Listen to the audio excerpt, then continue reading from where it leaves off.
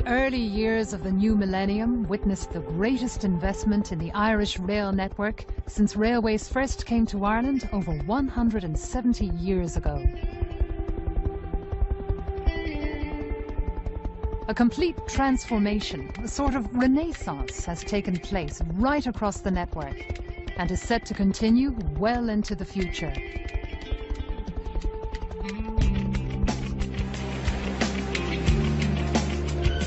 New tracks, trains, stations, signalling, rolling stock, all have undergone a massive overhaul, bringing the railways out of decades of neglect and into line with 21st century expectations.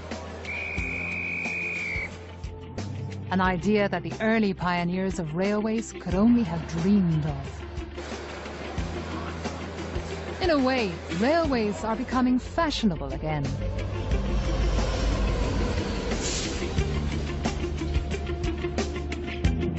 Over the next 3 weeks, this series will look at how, once upon a time, rail mania gripped the nation and enjoyed a golden age, followed by a long period of decline before being revived once again. This series will also look at how rail travel in Ireland can develop far into the future.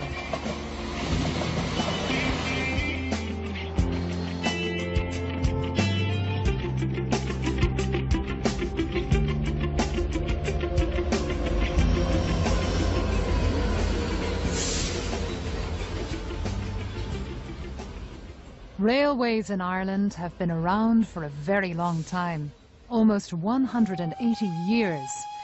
And when they first arrived, they brought Ireland to the forefront of technological change and played a major part in connecting the cities and remote towns right across the country. Historically, they came to be built after the era of the canals. And of course, they wiped out the traffic on the canals when the railways got established. At the time, roads were in a very primitive state across the country, so the railway could bring you to a location fast. Probably 40 miles an hour was an enormous speed in those days. It could also bring heavy goods to various localities, and it transformed the economy of Ireland.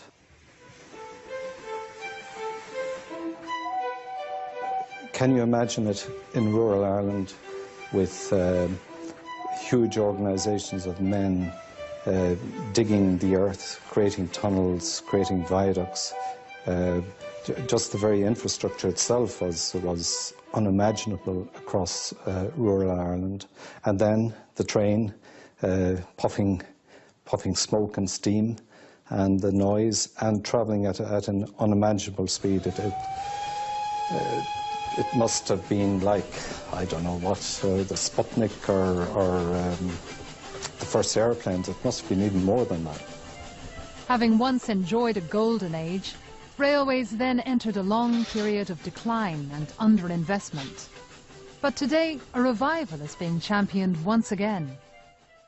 I mean, we've had railways in Ireland since 1834, and that's a long, long time. Unfortunately, most of the network is gone. Certainly, the very extensive network that went tentacles stretching all over the country has been whittled down to just the main lines.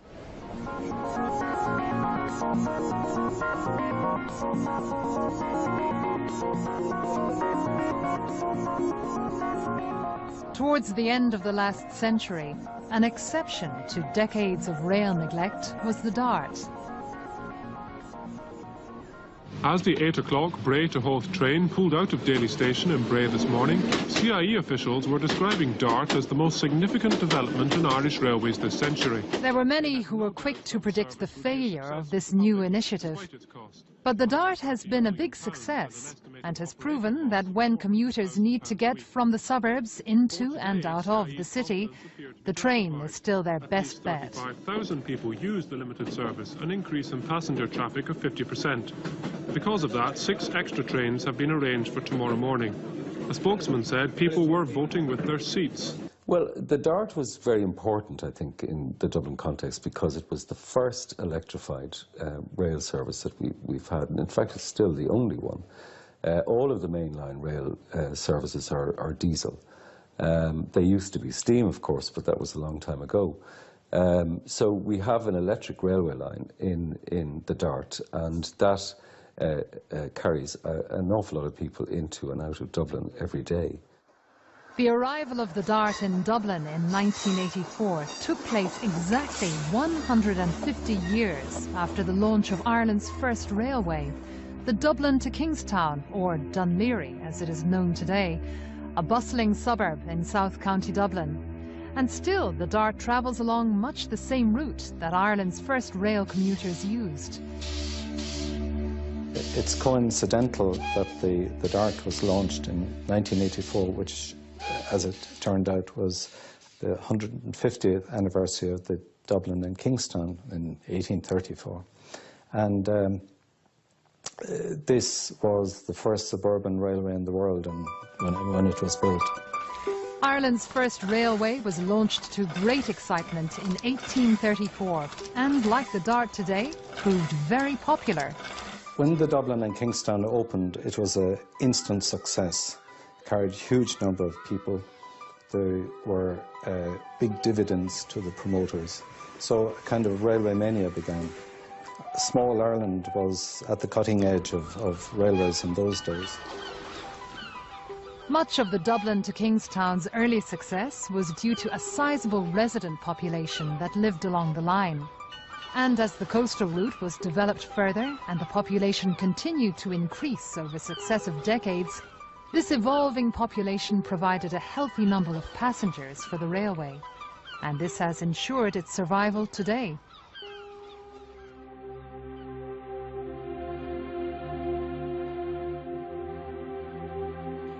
Following the success of Ireland's first railway, other new lines were developed. First to Belfast and thereafter the rest of the country. Investors decided that rail services should extend to where, at that time, most of the population lived, the far reaches of the country, west of Dublin. Kingsbridge was built as the terminus for the Great Southern Western Railway, with the ambition of extending railways to the entire southwest and west of the country.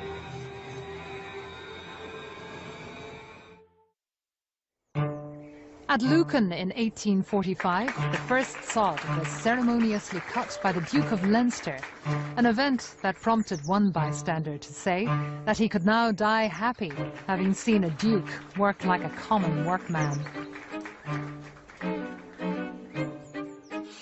Thereafter, Ireland's railways began a journey out from Dublin to the rest of the country that was to have a profound effect on people and communities across the land. By the mid-1860s, Dublin was effectively connected to most cities and towns across the country.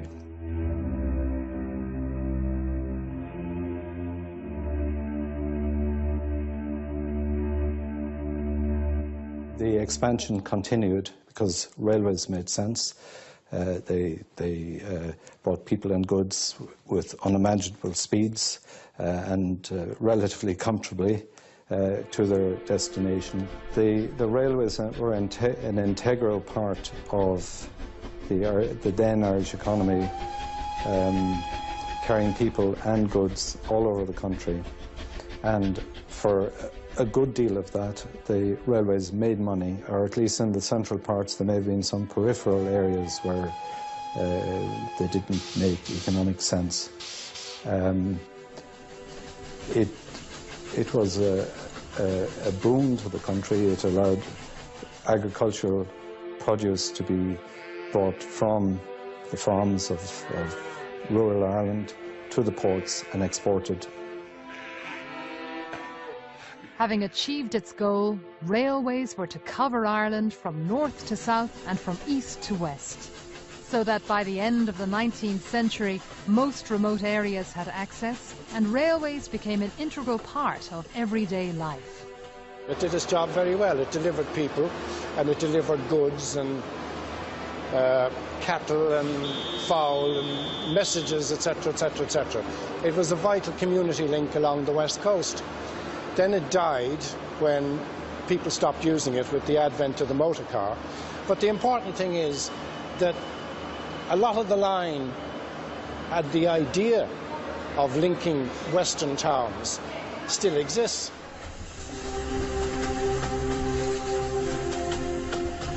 The golden age of the railway continued up to just about the First World War.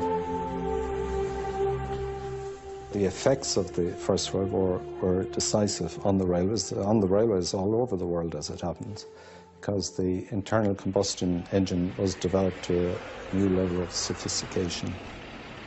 And after that war, then cars, buses, trucks came on the roads. Over the next decades, the railway began to suffer from competition from the road.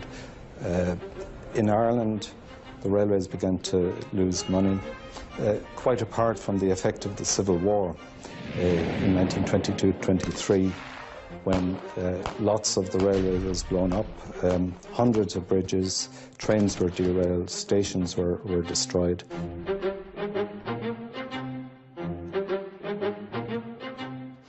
The rail system, ironing the land, was really a wonderful 19th century product of the Industrial Revolution.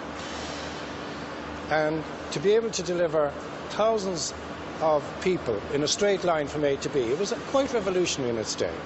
And the railways right across the developed world had a growth period until after the Second World War.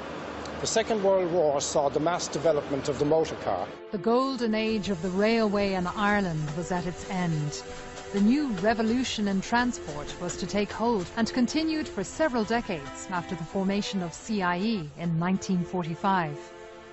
People fell so in love with the motor car, they put pressure on governments, again through the political establishments, to build more and more roads, more and more spaghetti junctions, more and more autobahn, autostrada, right across the developed world. And people got very fond of their car. And in this small island, they got so fond of their motor car that they abandoned the railways.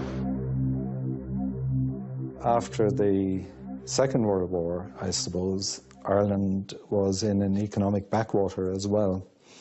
And when CIE was formed, the government wanted it to reduce its losses, which plainly was not possible. And so the stasis continued, and the problems of little money being spent on the railway continued. In the late 1950s and early 1960s, renewed efforts were made to hold the rail network together. In the 1960s, you had quite some amusing marketing campaigns. You had the musical expresses, the singing hostesses, you had the Killarney specials, you had the shopping specials from the provinces to Dublin. The railways got a little bit of revival because they were in tune with the times, and they began to reach out to their customers with some success. Good morning, everybody, and welcome to the radio train to Killarney. Lord Conor Jassy here to welcome you aboard, to tell you something about our trip and the country through which we'll pass. We pass through verdant countryside. We see a country with 40 sheep. By the late 1990s, the love affair with a car had turned sour. Congestion in cities and towns across the country brought transport issues to the forefront of national debate and put public transport concerns back on the map.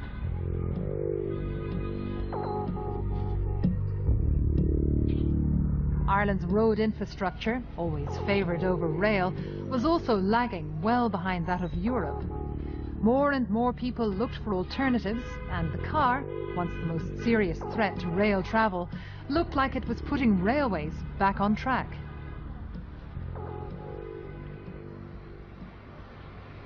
The defect that in terms of public policy, road versus rail, has been there for a long, long time.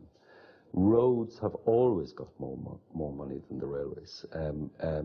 I mean, since the time of Todd Andrews and the closure of the Harker Street railway line and various other rail lines around the country in the late 1950s and early 1960s, the vast bulk of transport investment has gone into roads rather than railways. So that, you know, the railways were always playing second fiddle in terms of investment. So a very stark choice faced the government in 1997 that they just had to invest in at least improving safety, if not speed, on the rail network.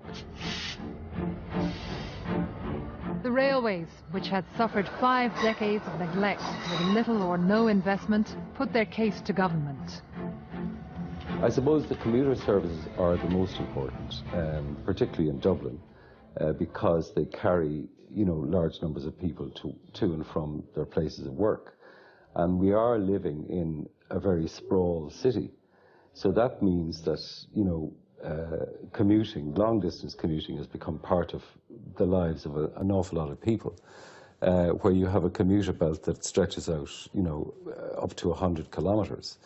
So rail obviously has a major role in that. Even though the vast majority of people still commute by car, it is really important that a rail service is provided as an alternative. The success of the DART and some newly refurbished intercity services showed that travel-weary commuters would consider alternatives and that the railway could be an attractive option to road transport. Many commuters started to consider rail to avoid hours of gridlock. The creation of the DART gave a fillip to the morale of the railway managerial culture.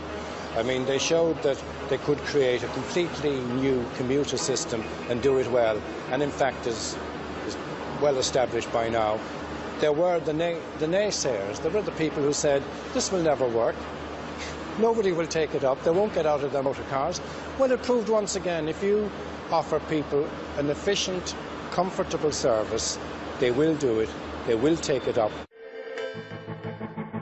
The DART system catapulted us out of the third world railway system, and to some degree across the country. It showed you what real investment could do in the railway.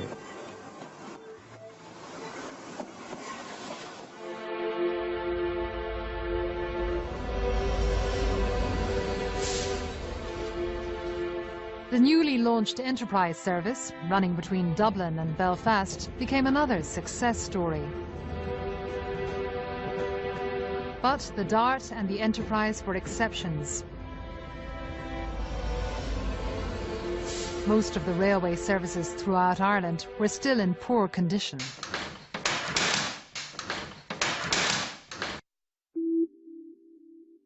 Throughout the 80s and 90s, little or no investment went into Ireland's railways, resulting in a serious deterioration of track, signalling, rolling stock and standards of service.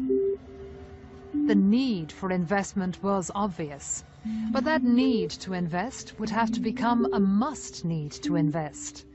And the state of the railway was soon catapulted to the top of the political agenda.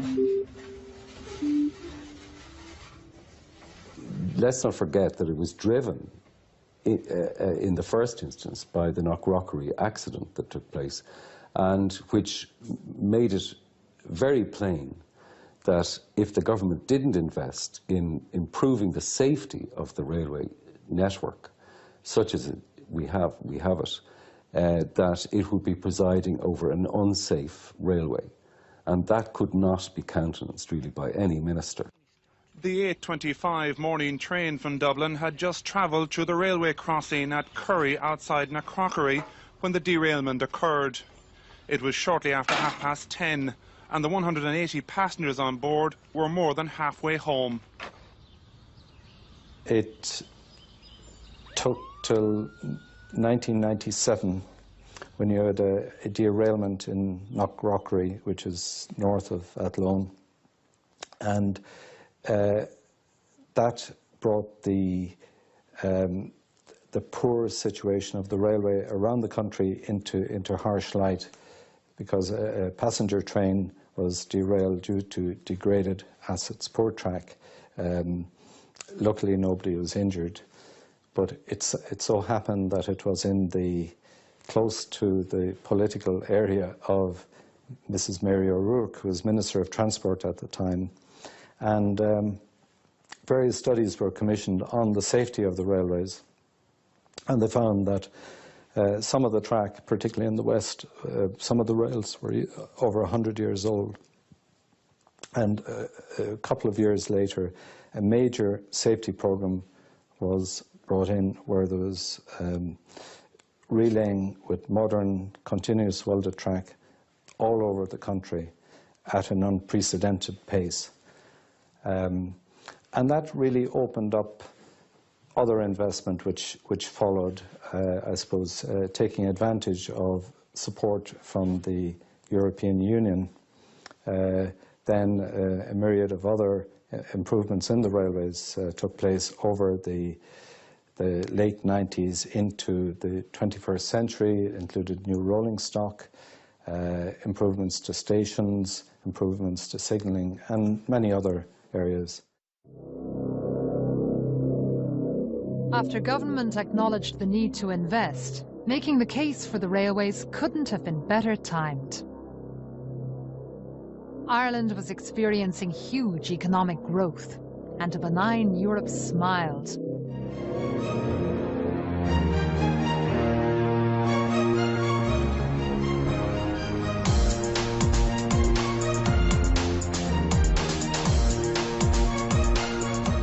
No one could have predicted the economic turnaround. Ireland was becoming affluent.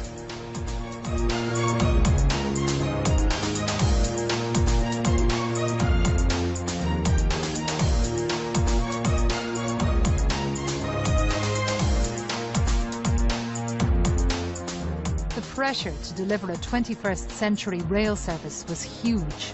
After 5 decades of underinvestment, the railway was now expected to provide an infrastructure and service, and quickly, if it was to provide a real alternative. The daily commute in and out of our cities had become, for many, unfeasible, and commuters were being forced, literally, into the refuge of rail cars. It seemed that the railway's time had come, and it would have to catch up fast.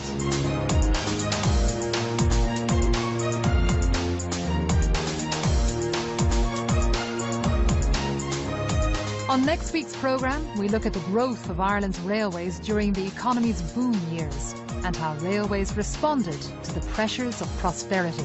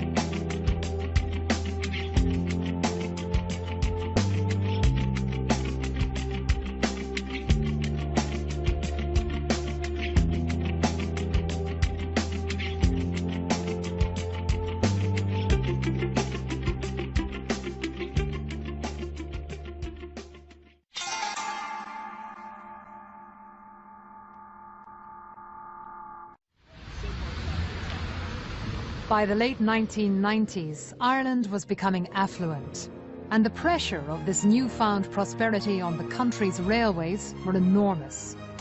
Railways, which had suffered decades of neglect, were expected to deliver quality services to commuters, many of whom were struggling with the daily commute on the roads. But Ireland's railway was catching up, and now the motor car, which, ironically, had once caused the decline of the railway, was helping it to get back on track. Both road and rail were about to enter a period of dramatic change.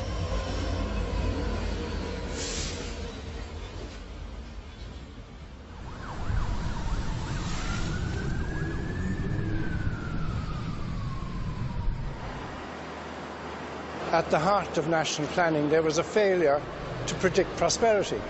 Once you get prosperity, you get increased pressures on all kinds of services, on roads, on hospitals, on schools, and on the railways. A general malaise of failure was in the Irish psyche for many, many generations. Suddenly prosperity comes, and people find it very difficult to cope and to predict.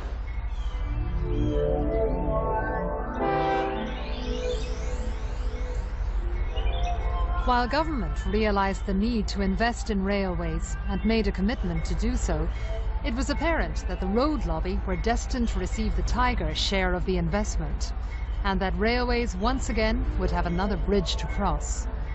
Roads have always got more money than the railways.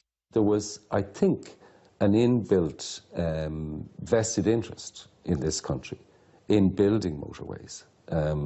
Because there was so much money to be made out of them, and we had all the resources that we needed to do it ourselves. And so the much-promised transformation of rail infrastructure from the ground up had begun. The first of its kind since railways first came to Ireland, and a welcome respite for those who had struggled to keep the rail network together for so long.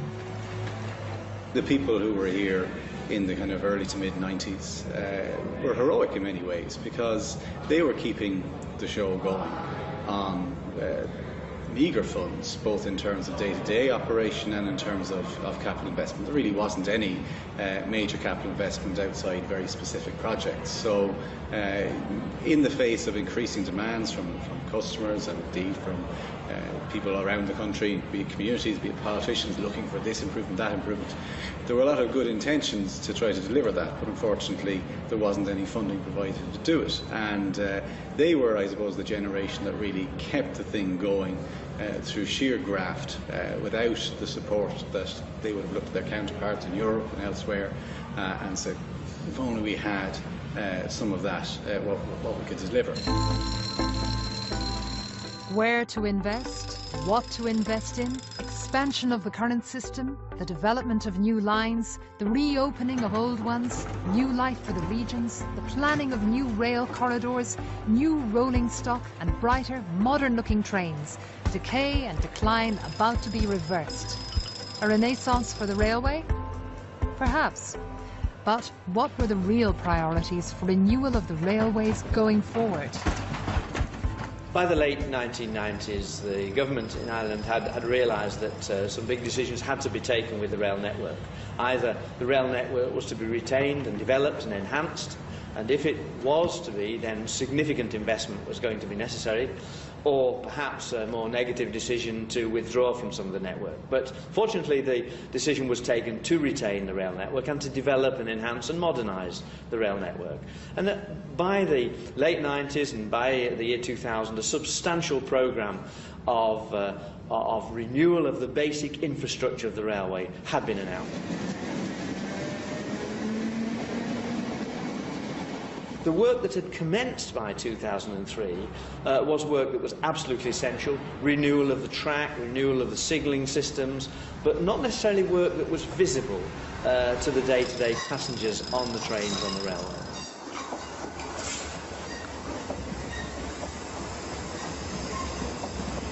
We needed new trains, we needed to enhance our stations, we needed to improve the accessibility of our network. It was a very exciting time, very challenging time as well when the investment came through for the people who had to deliver that, because the expectation was created, and in the early years with the track and signalling it wasn't very visible investment, but then when the trains started to come through and the frequency improvements came through, people saw, well, this is where my euro is going, this is where, be it what I'm paying in fares or what I'm paying in taxes, this is the benefit that I'm getting. We've renewed our rolling stock fleets right across our network, the DART, the commuter lines, and the intercity services. Indeed, we moved from having one of the oldest fleets of any European rail network in a very few years to having one of the most modern fleets anywhere in Europe. And it was a great opportunity for us to demonstrate to people that our railway was going through a real resurgence, a renaissance of the rail, which would bring people back to using the rail on a regular basis. We will shortly be arriving at We've got a fleet of trains that are absolutely fit for purpose, that are, really have a good quality standard on board in terms of comfort. And then you've got then things like the frequency, the hourly service.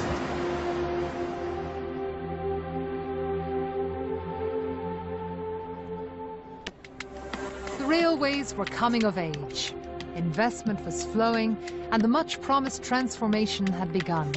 The first of its kind in over a century. An opportunity to reconnect Ireland's towns, cities, and to address some of the transport imbalance that had existed for too long.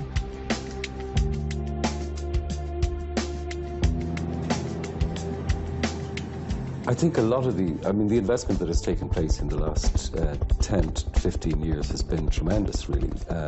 It's given us these sleek, modern trains. That's the most visible evidence of it. The number of trains is much larger. The length of the trains is much longer.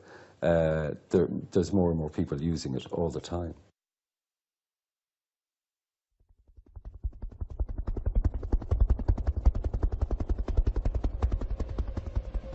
Outside of Dublin, Cork, the capital of the south, remains the most viable route serving both cities.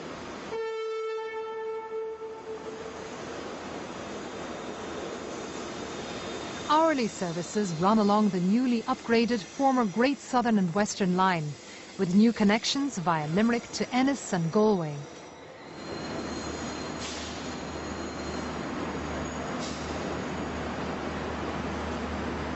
Cork also has commuter services to and from Mallow and spur lines feeding out to Cove and a new line to Middleton.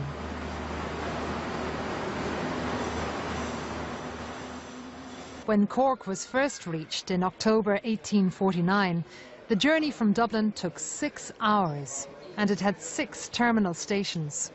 Now the journey takes 2.5 hours on average. Historically, the railway in Cork had a remarkable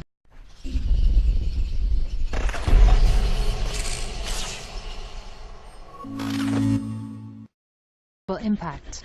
It helped to stimulate trade and movement.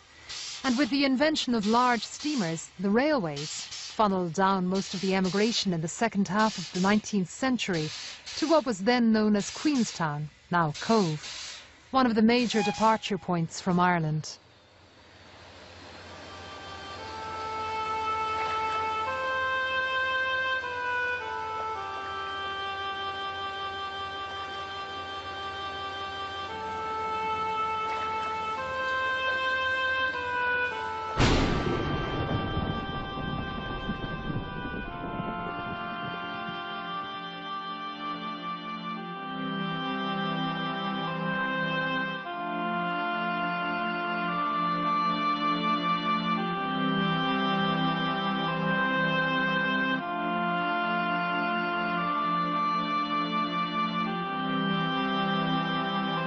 Had it not been for the railways, many thousands would arguably have died of starvation at home and wouldn't have made it to the New World. Had it not been for the Industrial Revolution, they might not have had the ships to take them there or made new lives in industrialized America.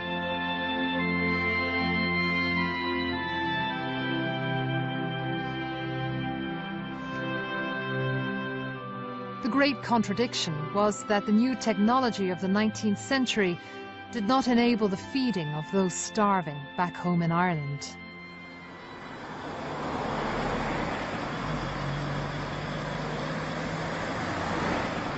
But railways alone cannot develop economies. Railways can only facilitate development as long as other inputs for local industry are already in place.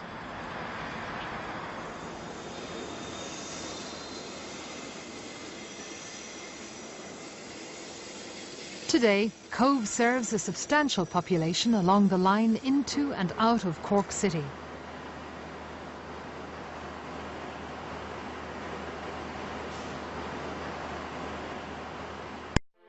After Cork was reached in the latter part of the 19th century, the next big destination was to the capital of Connacht, to forge a railway through the Midlands to Athlone and across the Shannon to Athenry and Galway. In June 1846, construction began at Broadstone in North Dublin and was developed.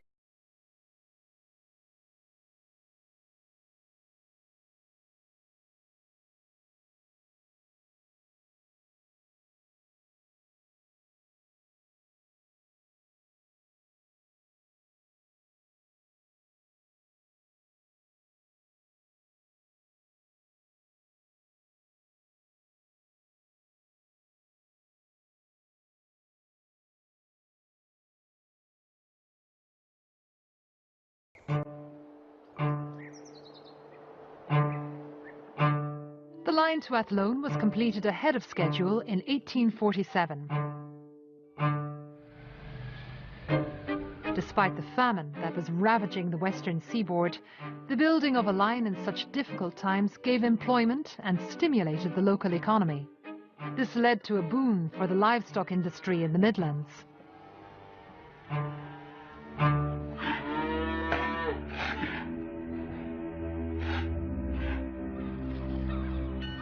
But for the west of Ireland, it was mostly people, not cattle, that were being exported.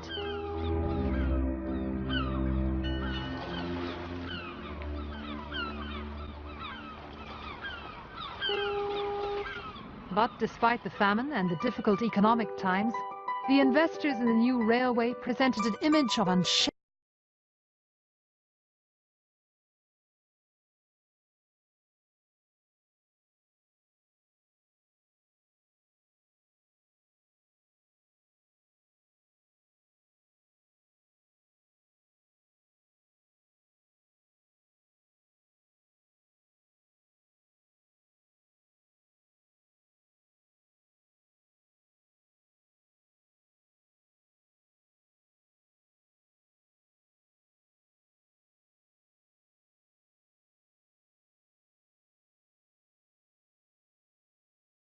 Many routes were abandoned. A century later, during the 1950s, Ireland suffered a fresh wave of emigration, and the population was reduced again.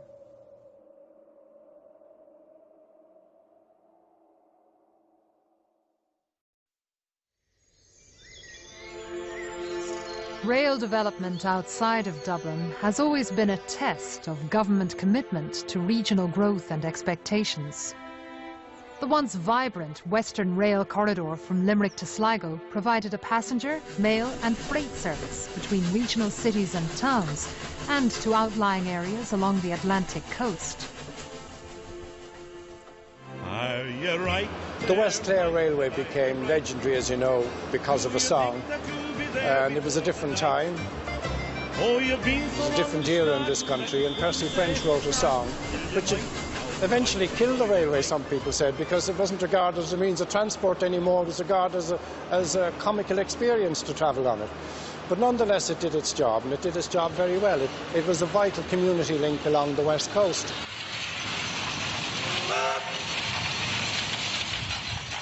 The idea of a Western rail corridor seems self-evident, but there is this extraordinary gap between the East Coast political establishment and the needs of the West. There's nothing new about it. It's been there for many years. John Healy wrote a book about the death of a Western town called Nobody Cried Stop. It seems to be endemic in the East Coast culture that the West is a foreign country. As far back as 1894, it was possible to travel from Sligo to Limerick by train. However, as the railway went into serious decline, so too did the rail corridors that ran up along the west of Ireland. The Western Rail Corridor and its potential for development has, it seems, been finally acknowledged, and a new service links Limerick to Ennis and Galway. But so far, the numbers using the service have been less than predicted. Éireann Road Éireann has not done itself a huge favour in terms of the service that is already being provided between Ennis and Athenry. I mean, train speeds are slow. You could easily beat the train on the bus or in a car, and and passenger numbers as a result have been much lower than expected. The figures for the first year are around 250,000 people used the Limerick to Galway service. That's not enough, but I would argue that what we have at the minute is half of the Western Rail Corridor. Until such time as the next phase, which would bring it to Tuam, is in place, you will not see the real advantages in Galway until such time as on the existing phase you have the station in Oranmore in particular, which is a huge commuting area. You will, I think, see a huge upsurge in people who will avoid all of the roundabouts or want to avoid all of the roundabouts coming into Galway, who can get a train service that brings them right into the middle of Eyre Square.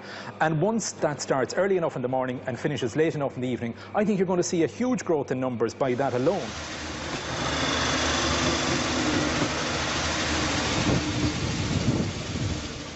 As of now, we have phase 1 of the Western Rail Corridor in place.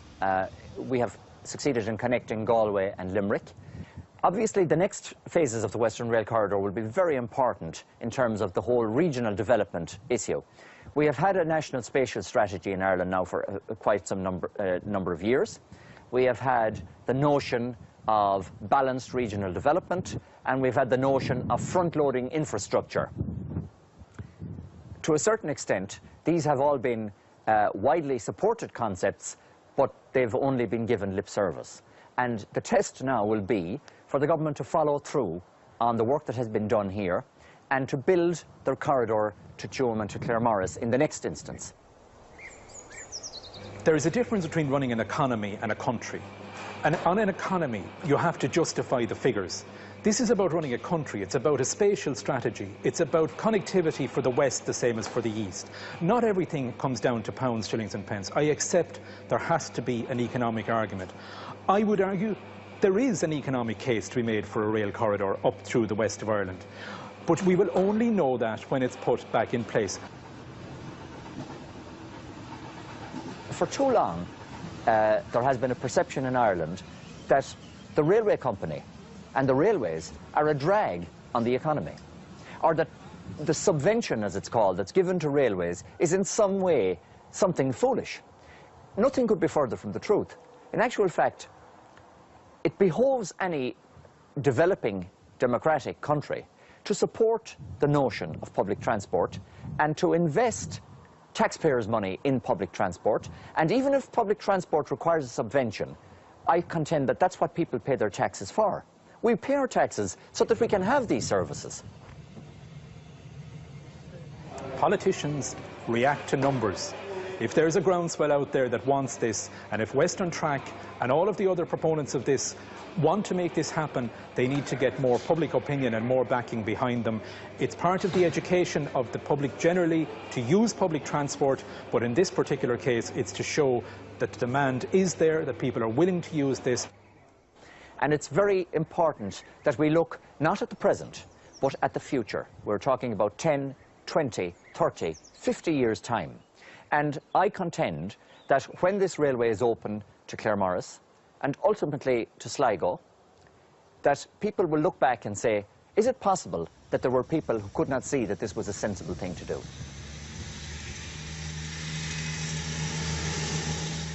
I think the Western Rail Corridor is really a fantasy. I mean, there's no way that it's ever going to happen.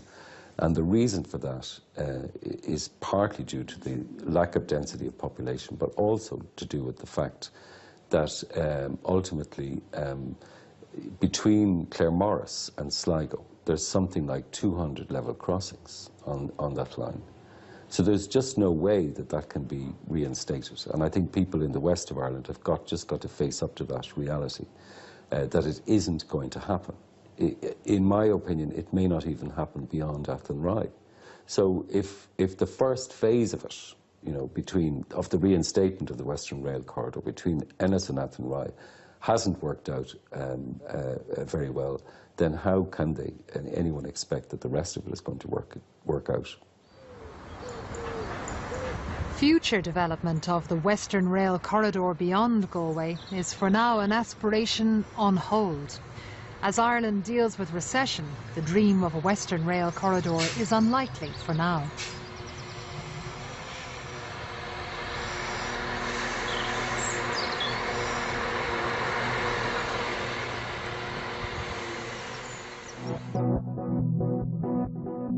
Next week we look at some of the big spend rail projects under consideration, currently on hold due to recession. Projects such as line speed improvements, Dart Underground, Metro North and a Dart link to Dublin Airport. All of which could further transform the future of rail travel in Ireland.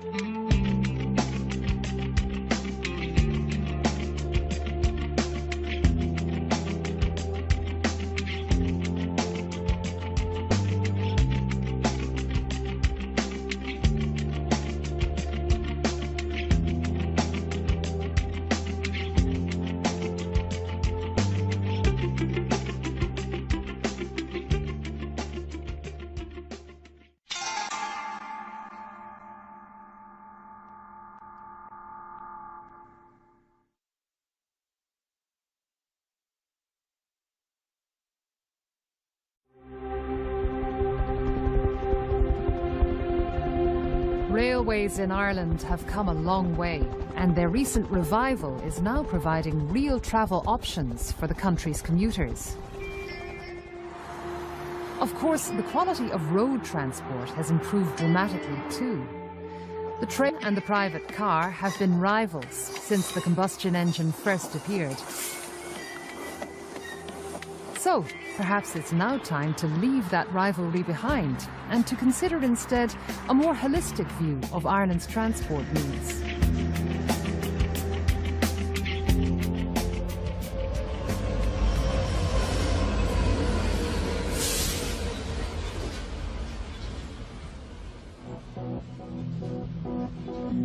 A number of proposed big spend projects, such as Metro North and Dart Underground, which are currently on hold, and further planned extensions to the Luas, leave the future development of Ireland's transport systems open to question. What's important, however, is that the country continues to invest in its public transport structure, so that if the economy does eventually improve, Ireland can provide genuine public transport alternatives and not be over-dependent on its roads.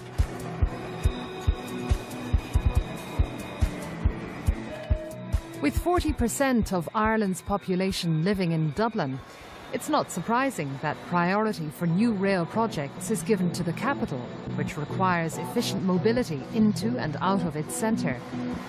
One such project, the recently completed Kildare Route project, is already impacting on intercity journey times and commuter efficiencies into and out of Dublin. The Kildare Route project is essentially an increase in track capacity between Hazelhack Station and Cherry Orchard, a distance of some 12 to 13 kilometres. Prior to the project, there was a double line, one the up line into Dublin and the down line out of Dublin. And the Kildare Route project delivered a doubling of that track capacity. So we now have two lines into Dublin and two lines out of Dublin.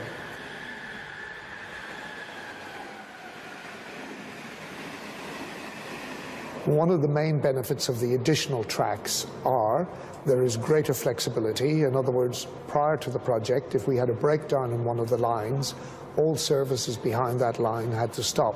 Whereas now with the forward tracking, we have 2 up and 2 down, and it gives much greater flexibility, much more ability to run services when we do have a problem or an issue, and obviously in the longer term, much increased capacity.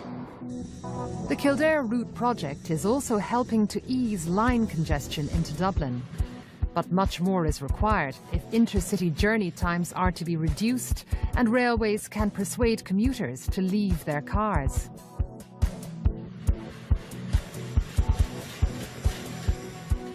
I would use the rail service at least once a month to travel to different parts of Ireland. I mean, the trains look better, but they don't run fast enough. I mean, that's the basic problem. And they're being outbid, really, by the motorways at this stage, and people are making those choices on a daily basis. And unless train speeds can improve, the situation will only deteriorate over time.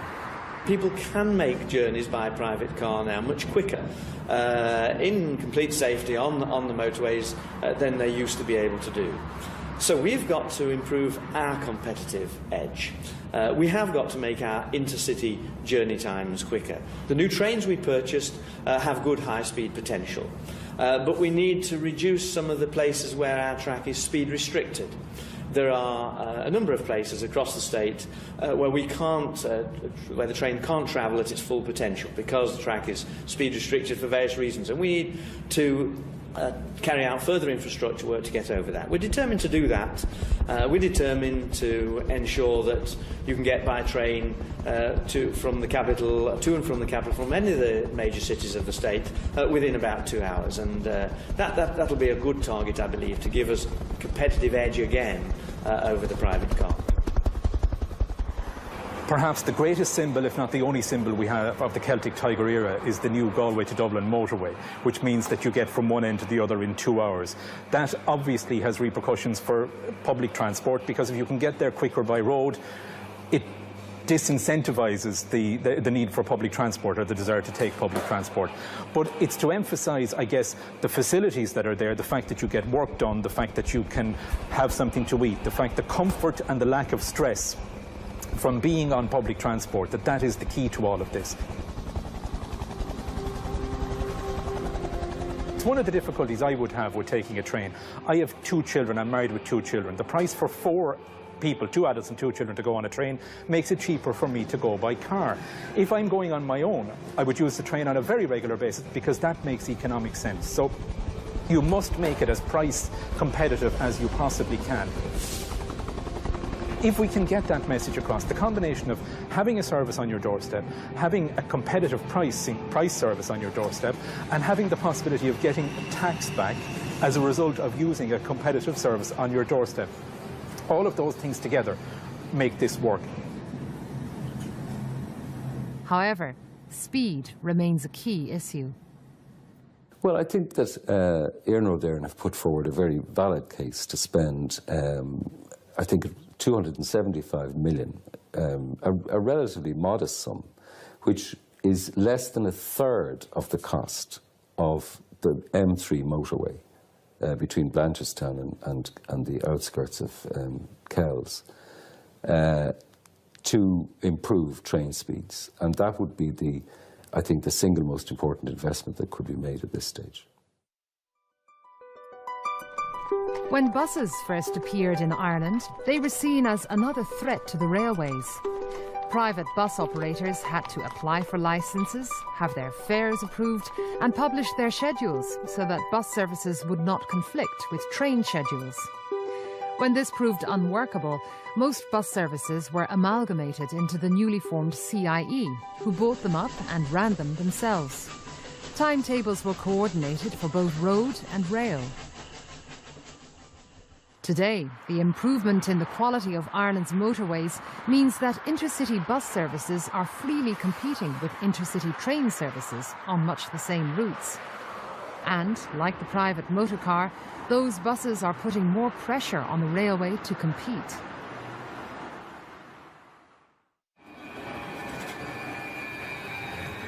Luas, Dublin's modern urban tram system, provides a link from the city's outer suburbs into its centre.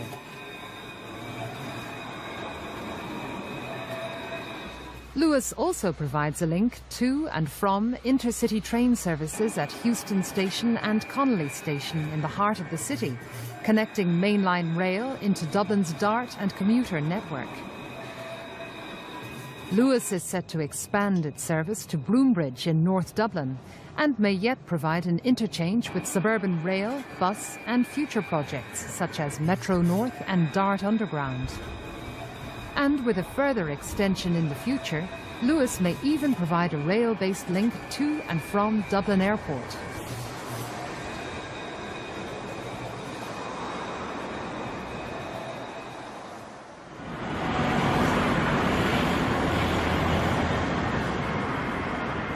Unlike most other capital cities across Europe, Dublin's airport is still without a mainline or suburban rail link into the central rail commuter network. One might think that a major catchment area, almost the size of a small city, handling in the region of 19 million passengers a year, would be prioritised for such a service.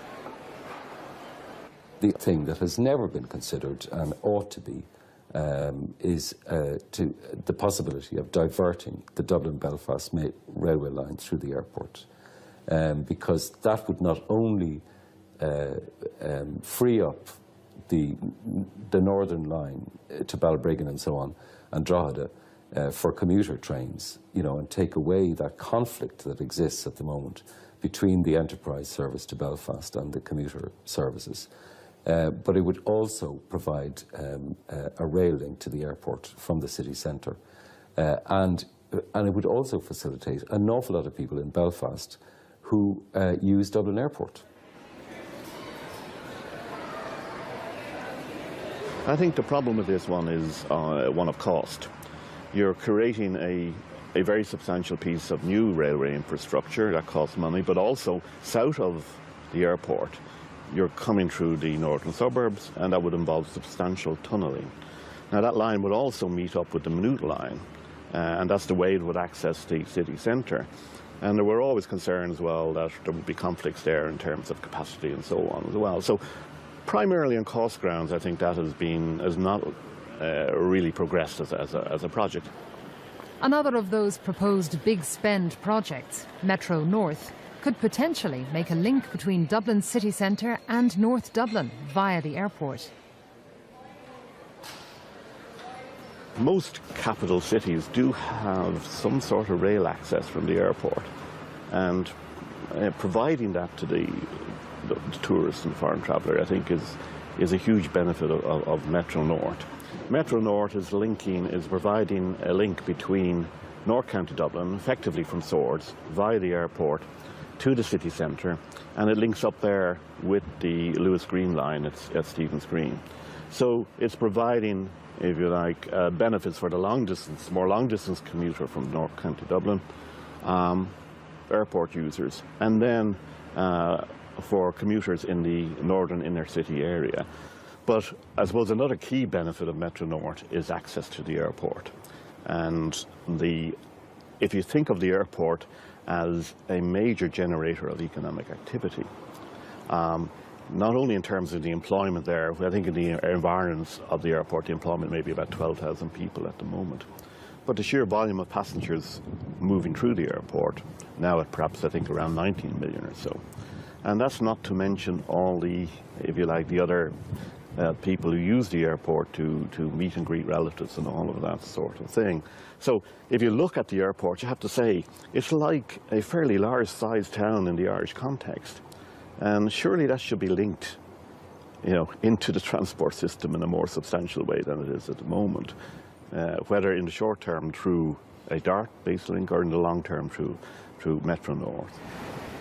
We know for a fact that the foreign tourists or foreign travellers coming into a strange airport are much more likely to take a rail-based mode of travel than a bus-based mode or a taxi mode. That has been proven the world over. But whatever rail-based connection succeeds in linking the airport to the city and suburbs, Metro North has had much criticism. Metro North was the daftest project to emerge during the boom period. You know, it was superficially saleable in the sense that it seemed to suggest that Dublin was going to have a metro, you know, like so many other cities do. You know, and yes, of course, you know, it's wonderful to be able to travel around on the Paris Metro or the London Underground or the New York City subway or whatever. But, you know, Dublin is a sprawl city. Metro North would not have done anything to serve the sprawl city that we have. It would have involved providing a rail link between St. Stephen's Green and somewhere to the north of Swords, a distance of about 16.5 kilometres, for something of the order of 4 billion, and effectively would have amounted to simply putting a Lewis line underground for a lot of that length. I think 10 kilometres of the 16 or 17 kilometres of the line was underground. So, you know, to me it didn't make any sense. Plus the cost of installing it in terms of its impact in the centre of Dublin would have been horrific, and I think would have been completely unacceptable to the public if they understood the consequences, which would have included the turning of the entire northwestern quadrant of St. Stephen's Green into a huge hole in the ground. Would have involved removing all of the statues and monuments in O'Connell Street, and, you know, taking them down and putting them back up again, and so on and so forth. I mean, you know, how a project like that would have had such a limited impact in transportation terms could have got beyond the starting gates is just a mystery to me. In the absence of either a main line or metro link, a proposal to connect Dublin Airport by rail into the existing DART network at Clongriffin Station in North Dublin is being considered as a low-cost solution.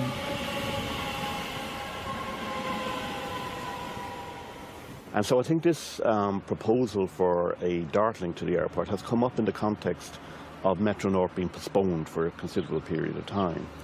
And against that background, it looks like a very attractive project to me, in the sense that it's providing a link to the existing DART system and through that to a wider network for a very low level of capital costs. I think it's been estimated to be of the order of 200 million euros or so. And the reason for that is, of course, that it's connecting the existing DART line to the airport through what essentially is a greenfield situation. So the cost of construction and so on are likely to be low. I think the other, obviously, the other benefit in relation to it is simple access from the domestic population to the airport via a public transport link, a fixed public transport link. Ongoing improvements to rail transport provides the country with genuine travel alternatives. But there remains a missing link in the jigsaw for commuting services, which, when realised, will transform rail transport in the Dublin area.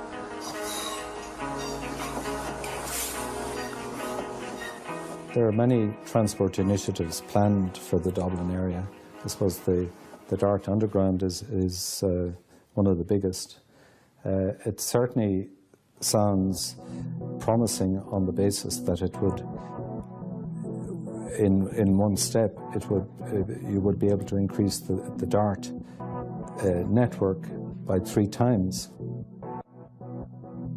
DART Underground is regarded by most commentators as the missing piece of Dublin's rail jigsaw. It would, if completed, connect the Cork Intercity line right through to the Northern Intercity line to Belfast. Starting at Inchicore, a twin tunnel, one for each line, will go underground to Heuston Station.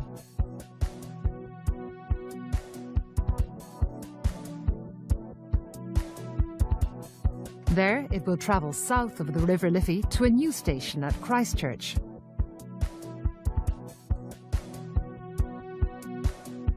From Christchurch, it will go to St. Stephen's Green, where there will be an interchange with the Lewis and potentially the Metro North system, should that project ever proceed. The next stop would be at Pearse Station in the heart of Dublin, which would form part of a major interchange between the underground DART and the surface DART. This interchange will allow commuters to come directly into Dublin city centre without having to change transport modes, enabling commuters to connect with the surface or underground DART service.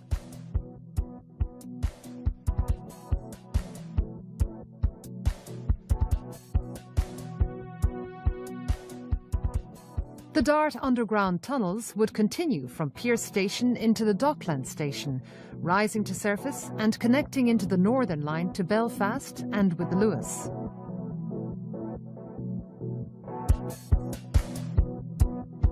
People don't like the idea in Ireland of changing trains on their daily commute at the moment because it's the network of now.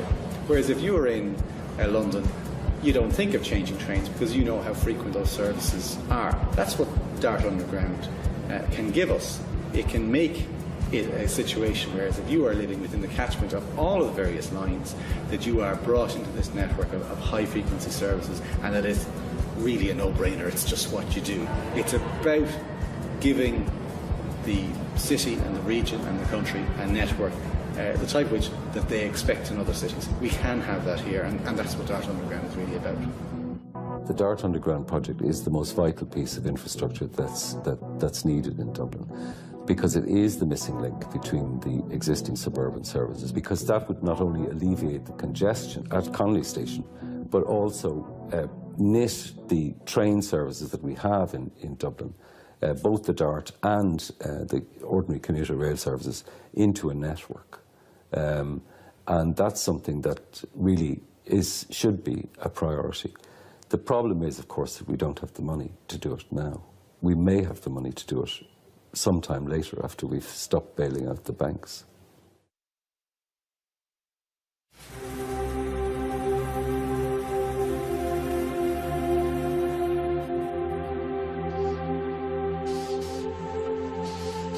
While many of the proposed big spend projects are on hold now, it's maybe timely to reflect again on Ireland's real transport requirements for now and into the future.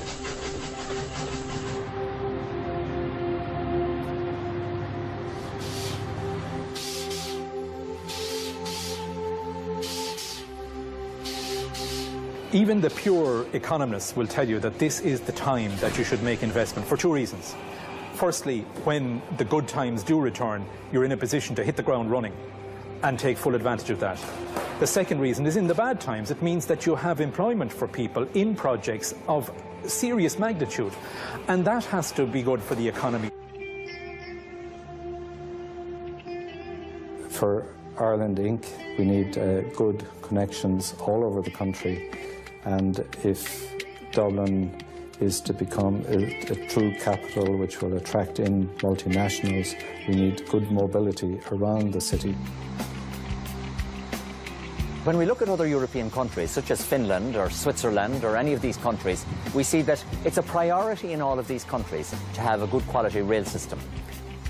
Thinking people in every country in the world can see the value of rail, and there are plenty of thinking people in Ireland as well.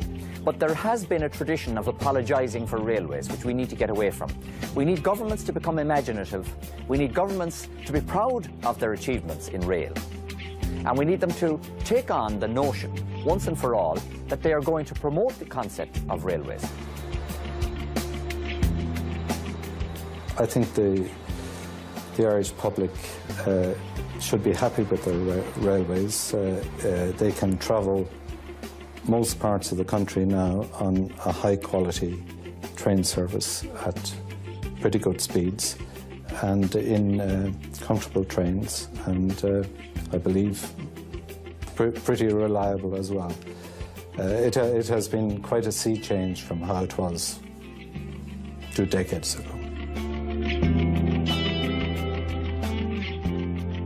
Today we owe much to those early pioneers who laid the first tracks out to Kingstown over 170 years ago.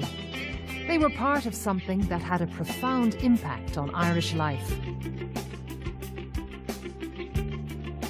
The latest development of Ireland's railways continues that legacy, proving that good, targeted investment in public transport can have many far-reaching effects for the country and for its travelling public.